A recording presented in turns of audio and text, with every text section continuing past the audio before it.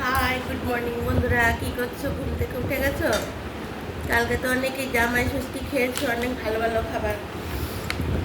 তো আজকে জানি কে কী খাচ্ছো, কমেন্ট টমেন্ট করে জানাতে পারতে। তো বন্ধুরা দেখো, আমি আজকে কী রান্না করছি। এই যে প্যাকেটটা দেখেছো, চিনতে পেরেছো? এটা কী প্যাকেট, কিসের প্যাকেট? এটা হয়েছে ড্রাই ফিশ, মানে লটে শুটকি। দেখেছো, লটে শুটকি। এটা আমি আজকে তোমাদেরকে দেখাবো, এটা আমি কীভাবে করবো ড্রাই ফিশটা।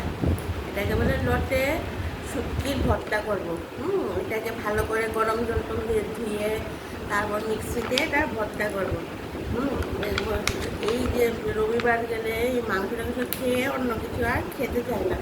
ড্রাই ফিশের ভর্তা করবো, তারপর ডাল করবো, তারপরে সেদ্ধ তো আমার ঘরে প্রতিদিনই হয়। ভেন্ডি সিদ্ধ, আলু সিদ্ধ, এগুলি একটা কিছু থাকে, এগুলি ভেন্ডিগুলি সেদ্ধ করবো। আর এখানে মাছ আছে, মাছটা দেখা যাচ্ছে কিনা, এই দেখো কাতলা মাছ আছে। ফ্রিজ থেকে বের করেছি, এখনো বরফটা যায়নি।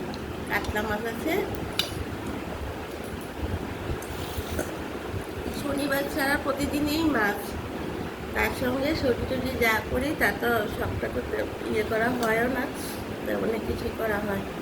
তো এই মাছটা আজকে পাতলা টাতলা করে রান্না করবো। যা গরম পড়েছে, বেশি মশলা টশলা খেলেও ক্ষতি। আর ড্রাই ফিশটা একটু ভর্তা করবো, মুখের চেঞ্জটা আনা যাবে আর কি ড্রাই ফিশটা খেলে। যারা যারা খায় ওরা খায়, অনেকে তো ড্রাই ফিশ খায় না, নাকি গন্ধ লাগে অনেকে বলে। আর যারা যারা খায় ওরা বুঝবে যে এটার কত টেস্ট ড্রাই ফিশটা। আর এইগুলি তো সেদ্ধ টেদ্ধ হবে।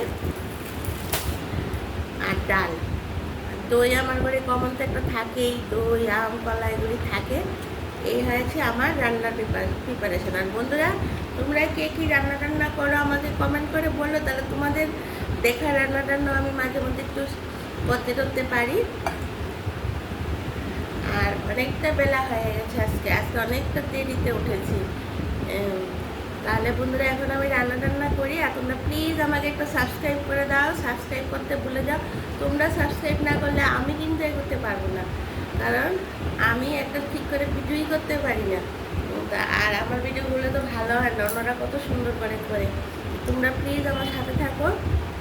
তাহলে বন্ধুরা এখন রাখি, পরের ভিডিওতে আবার তোমাদের সাথে দেখা হবে, কথা হবে। ওই ড্রাই ফিশ রান্নাটা আজকে আমি অবশ্যই ছাড়বো, কারণ লটে ড্রাই ফিশ আমি আর ছাড়িনি।